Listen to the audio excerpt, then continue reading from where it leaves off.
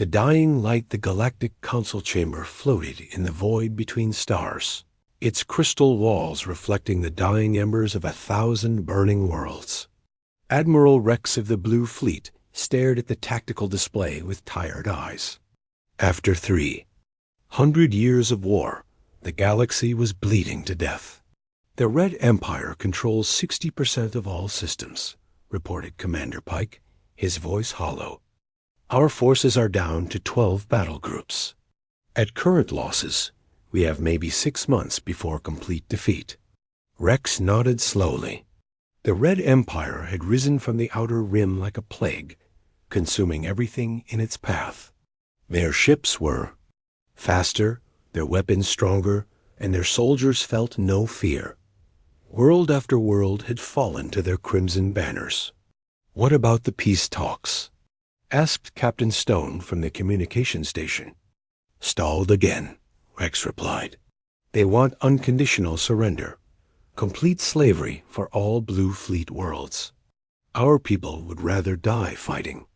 The holographic map showed the grim reality. Red markers advanced steadily toward the Blue Fleets. Core worlds. Each day brought news of another system falling, another billion souls under Red Empire rule. The war had consumed entire species, turned fertile planets into ash, and left space itself scarred with debris fields. "Sir," interrupted Lieutenant Gray, his young face pale, "we're receiving a transmission from Sector 7. It's single quotes S.strange. Strange. How? Unknown ship design. They claim to represent something called Earth and the Human Federation. Never heard of either." Rex frowned. In 3 centuries of galactic war, every known species had chosen a side.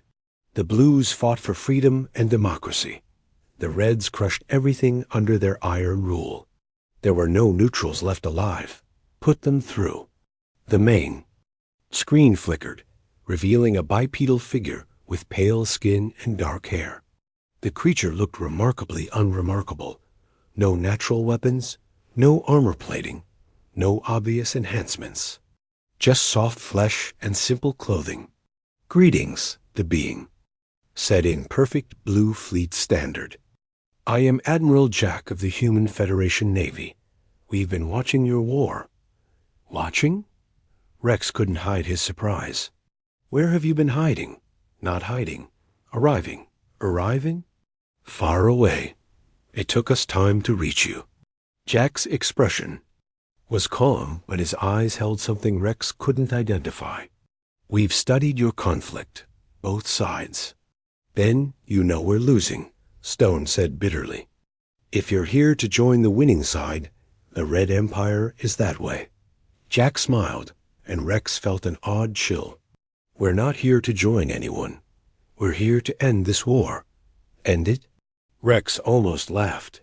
"Friend, no offense, but we've been fighting this war for 300 years. The Red Empire has millions of ships, billions of soldiers. What could one unknown species possibly—" "Admiral," Gray interrupted urgently, "I'm reading massive energy signatures. Multiple ships decloaking." The tactical display exploded with new contacts. Hundreds of vessels appeared around the Council chamber, their designs unlike anything in the galactic database. They were angular, efficient, and somehow threatening despite their relatively small size. "How many ships do you have?" Rex whispered. "In this system?" "About 500. Jack's smile widened. "In total?" "We stopped counting at 50,000. The chamber fell silent. 50,000 ships would dwarf both fleets combined. "That's impossible," Pike breathed. "No single world could build such a fleet." "You're right." Jack agreed. "Earth didn't build this fleet alone. We had help." "From who?" "From every world the Red Empire ever conquered. Every species they enslaved. Every population they thought they'd broken." Jack leaned forward, and now Rex could identify that look in his eyes. It wasn't anger or hatred. It was something far more dangerous. It was hope backed by absolute certainty. "We didn't come to join your war," Jack continued. "We came to teach you both something about victory. The Red Empire thinks victory means conquest. You Blues think victory means survival. But humans? We learned long ago that true victory means everyone goes home." "Everyone?" Rex asked. "Everyone. Red, blue, and every shade between. This war ends now, and it ends with everyone alive and free. That's the human way." On the tactical display, more human ships appeared. Then more. The numbers kept climbing until the display could barely track them all. Rex realized he was looking at a force larger than anything the galaxy had ever seen. "How?" was all he could manage. Jack stood up, his expression shifting from friendly to absolutely determined. "Because humans don't just fight wars, Admiral. We end them. And when we're done, your children and theirs will grow up in a galaxy where war is just a bad memory." The transmission ended, leaving the Blue Fleet Command in stunned silence as 50,000 human ships prepared to redefine what victory could mean. The Art of Human War Empire Fleet Commander Voss received the human transmission while his ships burned through the Kepler system. His scaled hide rippled with amusement as he watched the soft-looking alien on his screen. "You claim to represent Earth," Voss growled, his voice like grinding metal. "I have never heard of this world. Submit to the Red Empire, or be destroyed." The human Admiral Jack simply nodded. "I expected that response. May I show you something?" Before Voss could reply, his tactical officer gasped. "Commander, the Blue Fleet position at Kepler 7 just vanished." "Vanished?" "All their ships. Gone. But, sir, I'm reading human vessels in their place. They're not attacking our forces. They're just there." Voss studied the display. Where 3 Blue Fleet battle groups had been fighting desperately, human ships now floated calmly. His own forces, which had been minutes from victory, found themselves facing an entirely new enemy. "How did you move so fast?" Voss demanded. "We didn't move fast," Jack replied. "We moved smart. Commander Voss, your empire has conquered through superior force. But humans learned warfare from a different teacher, necessity. The main screen split, showing tactical feeds from across Red Empire territory. On world after world, human ships appeared not in massive formations, but in small groups. They weren't attacking military targets. Instead, they were landing on planets. "What are you doing?" Voss snarled. "Talking," Jack said simply. "To the people your empire conquered. The slaves in your factories. The workers in your mines. The soldiers you forced into your armies. We're telling them something very important." "What?" "That they don't have to fight anymore." Voss watched in growing alarm as reports flooded in. On the mining world of Gamma 5, slave workers had stopped digging. On the factory planet of Beta 12, production lines went silent. On military worlds, drafted soldiers were laying down their weapons. Impossible. Our control systems only work. "If people believe they have no choice," Jack interrupted. "Humans specialize in showing people their choices. The human ships weren't using weapons. Instead, they broadcast on every frequency, in every language. They told the conquered peoples about worlds where beings lived free.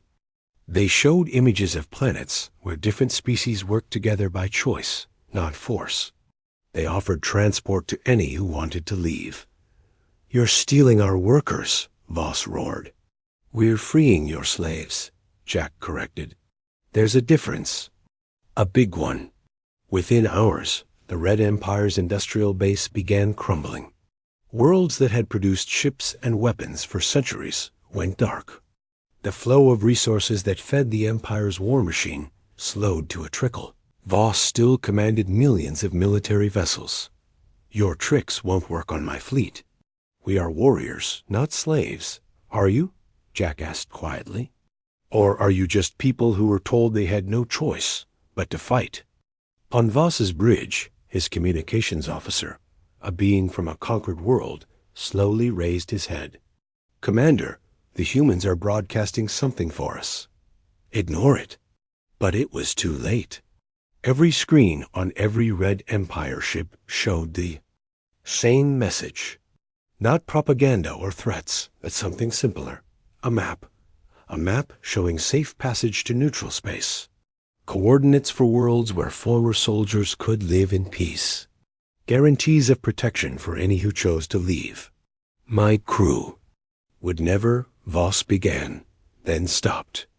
His communications officer was already standing, his weapon set aside. I'm sorry, Commander, the officer said. I've been fighting for 60 years. I'm tired. Across the bridge, other crew members rose, not in mutiny, but in exhaustion. They'd been told they were glorious warriors, but they'd always known they were just people caught in an endless war. This is impossible, Voss whispered as half his bridge crew walked calmly to escape pods. No, Jack said gently. This is human. We don't defeat our enemies by destroying them. We defeat them by showing them they don't have to be enemies at all.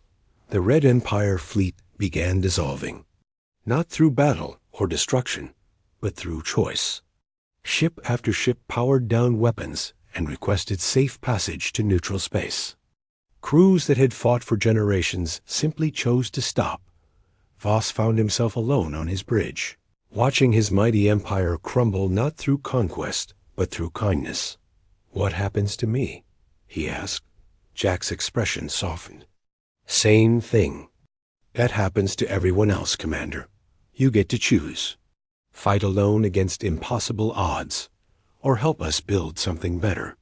For the first time in his military career, Voss considered a third option in war, not victory or defeat, but peace. Asterisk. The Blue Fleet's awakening Admiral Rex watched the impossible unfold across his tactical displays. Red Empire territory was dissolving like smoke, but not through destruction. Through mass exodus. Entire populations were simply walking away from 3 centuries of war. Sir, reported Commander Pike, his voice filled with wonder. We're receiving surrender offers from 73 Red Empire battle groups. They're requesting safe passage to neutral space. Surrender? Rex couldn't process it. They're winning the war. We're winning, corrected Captain Stone. The humans changed the rules. Rex studied the human fleet positions. They hadn't fired a single shot, yet they'd accomplished what 300 years of Blue Fleet warfare couldn't. They'd broken the Red Empire's will to fight. Get me Admiral Jack, Rex ordered. The human appeared on screen, looking as calm as ever. Admiral Rex, how can we help? Help? Rex felt a surge of old pride. We've been fighting this war for 3 centuries. We don't need help from newcomers.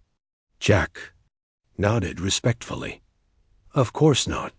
The Blue Fleet has shown incredible courage. But may I ask, what was your war goal? To defeat the Red Empire, to protect our people. And then what? Rex paused. What do you mean? After you defeated them? What was the plan? Execute their leaders? Enslave their populations? Rule over their worlds? Rex faltered. In 300 years of war, victory had always seemed so distant that no one had planned for it. We would have brought them freedom, democracy, at gunpoint? The question hit Rex like a physical blow. He'd never thought of it that way, but Jack was right. The Blue Fleet's version of victory would have meant imposing their will on billions of beings who'd known only Red Empire rule. That's different, Stone protested. We fight for freedom. You fight for your version of freedom, Jack said gently. But freedom isn't something you can give someone. It's something they have to choose. On the main display, Rex watched human ships moving through former Red Empire space. They weren't conquering or occupying. They were evacuating, moving civilians to safe worlds, helping refugees, reuniting families separated by centuries of war. How do you do it? Rex asked quietly. How do you end a war without winning it?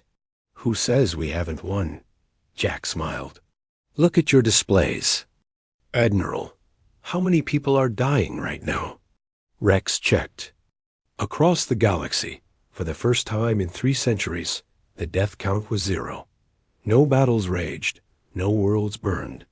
The war hadn't ended through victory or defeat. It had simply stopped. But the Red Empire still exists, Pike pointed out.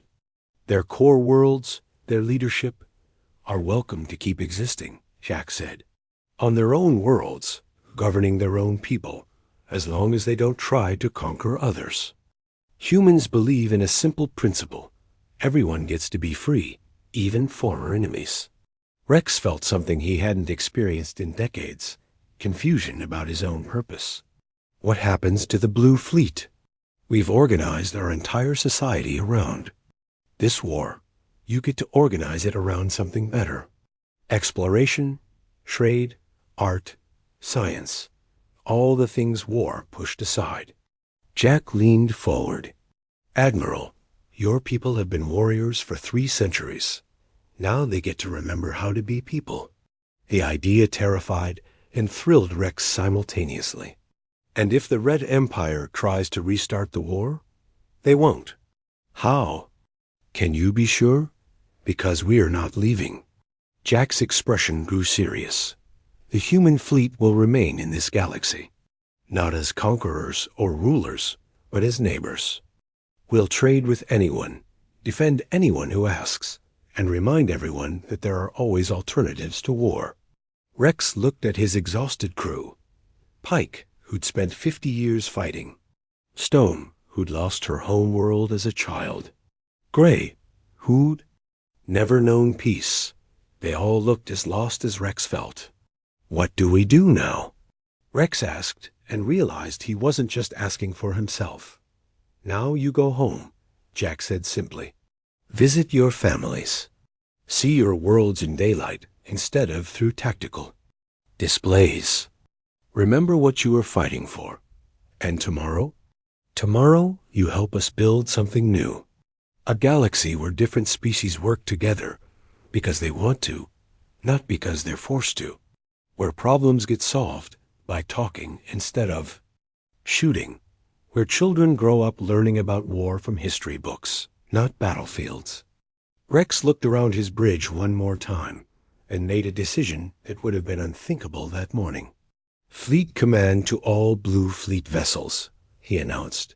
Stand down to peacetime operations. Set course for home. For the first time in 3 centuries, the Blue Fleet turned away from war and toward whatever came next. The price of peace, the former Red Empire's capital world, Crimson Prime, had never seen anything like it. Human ships surrounded the planet, but they weren't attacking. Instead, they were broadcasting something unprecedented. News from across the galaxy. Emperor Cade, absolute ruler of the Red Empire for 200 years, watched his domain crumble from his palace throne room. His scaled fists clenched as reports arrived from every corner of his territory. The mining colonies have gone silent, reported General Tor, his voice tight with controlled panic. Production on 17 factory worlds has ceased. Our outer rim fleets are requesting permission to stand down. Stand down? Cade's voice shook the crystal windows. I am their emperor. They will fight. My lord, Tor said carefully. They're asking what they're fighting for. The question pierced Cade like a blade. For 3 centuries, the answer had been obvious. Conquest, expansion, the glory of the Red Empire.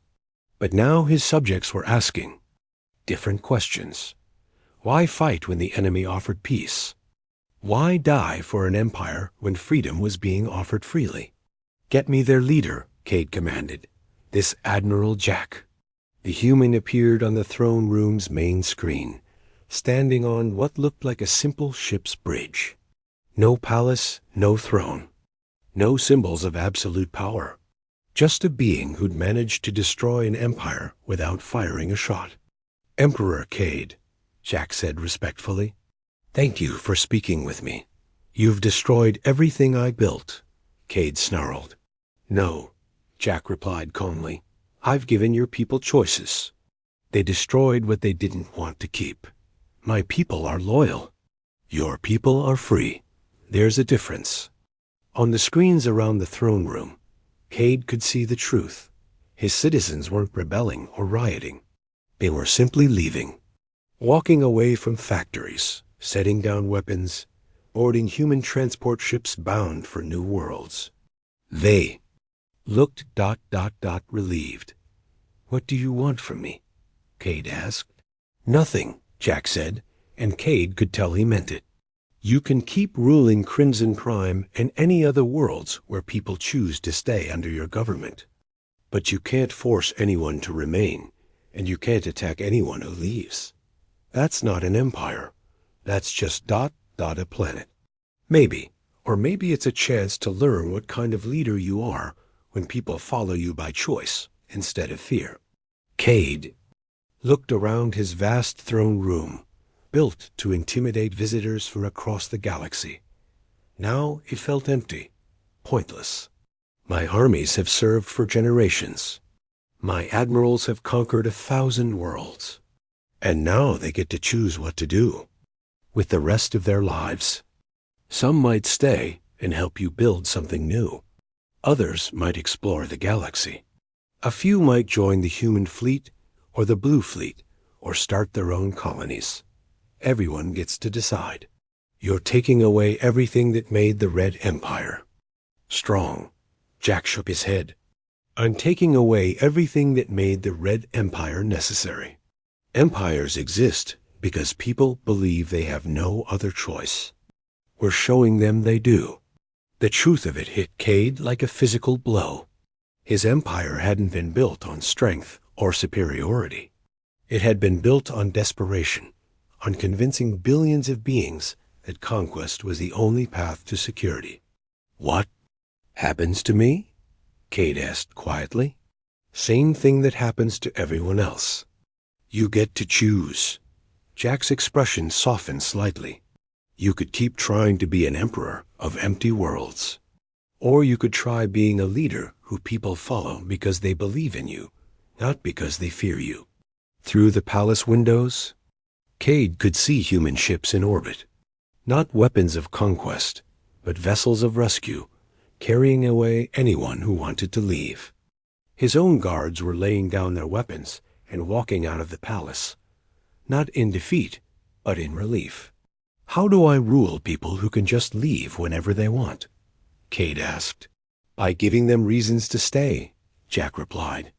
By making their lives better instead of just making your empire bigger. For the first time in 2 centuries, Cade stepped down from his throne. The crystal chair that had symbolized absolute power over billions now seemed like just a piece of furniture. I don't know how to do that, he admitted. Neither did we, at first, Jack said. But humans learned something important. The best leaders aren't the ones people have to follow. They're the ones people want to follow. Cade looked around his empty throne room one more time, then made a decision that would have been impossible that morning. Admiral Jack, he said, I'd like to learn. And for the first time in 300 years, the galaxy's greatest tyrant took his first step toward becoming its newest student of peace. Asterisk. Victory redefined 1 year later, the Galactic Assembly met for the first time in 3 centuries. The meeting wasn't held on a military station or in a fortress, but on New Haven, a world the humans had constructed specifically for peaceful gatherings. Admiral Rex, now calling himself simply Rex of New Blue Harbor, barely recognized his former enemies as they took their seats around the circular chamber. Emperor Cade had become Cade of the Crimson Republic, governing 17 worlds whose citizens had chosen to stay. His former general, Tor, now led a thriving mining cooperative that traded freely with both Blue Fleet worlds and human colonies. The first year of peace, announced Admiral Jack, who served as the Assembly's rotating chairman, has exceeded every projection. The statistics were staggering. Refugee populations had been successfully relocated to over 300 new worlds. Former soldiers from both sides had established peaceful colonies throughout the Outer Rim. Trade routes that had been closed for centuries were carrying goods and ideas across the galaxy. But more importantly, Jack continued, people are remembering what they're capable of when they're not afraid. Rex nodded, thinking of his own transformation.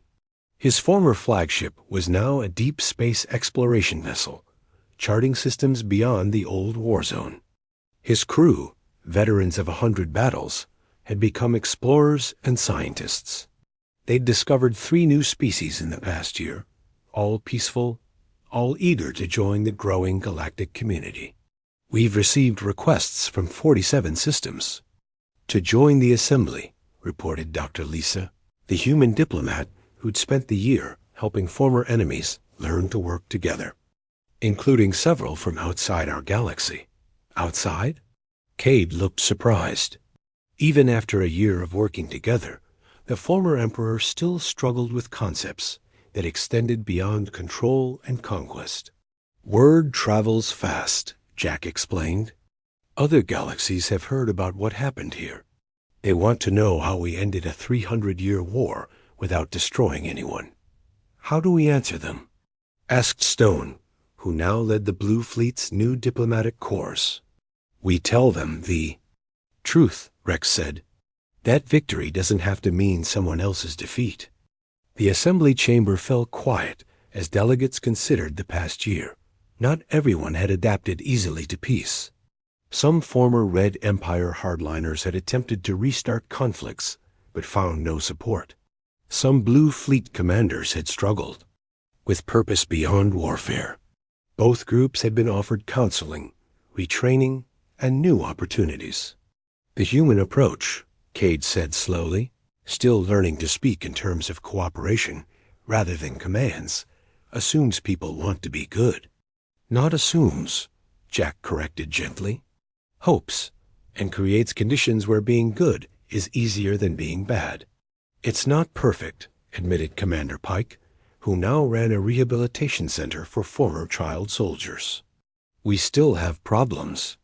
Disputes over resources, cultural misunderstandings, individuals who can't adapt to peace.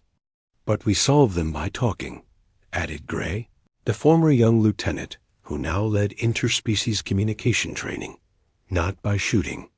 Through the chamber's transparent walls, delegates could see New Haven's surface. Former Red Empire citizens worked alongside Blue Fleet refugees and human colonists, building cities that belonged to no single species or faction. Children who should have been enemies played together in parks that had been planted on ground that would have been battlefields. I have a question, Cade said, and the chamber quieted. The former emperor rarely spoke in assembly sessions, still learning how to participate rather than command. What happens when we encounter true evil? Beings who choose conquest over cooperation? Enemies who can't be reasoned with? It was the question everyone had wondered about, but few had dared to ask. Jack stood slowly, his expression serious. Then we defend ourselves and protect those who can't protect themselves. But we do it together, as a galaxy united, not as separate factions. And when it's over, we offer our enemies the same choice we offered you: change or be left alone to rule empty worlds. And if they refuse, then they find themselves alone in a galaxy where everyone else has chosen cooperation. Eventually, even the most stubborn tyrants realize that ruling by fear only works when people have no alternatives. Rex looked around the chamber at faces that had once been enemies. Cade, learning to lead through inspiration rather than intimidation. Tor, teaching former soldiers how to build instead of destroy. Stone, helping traumatized populations heal. Gray, giving hope to children who'd known only war. So this is victory, Rex said quietly. Not conquest or surrender, but everyone getting to choose their own future. This is victory, Jack agreed. Human style.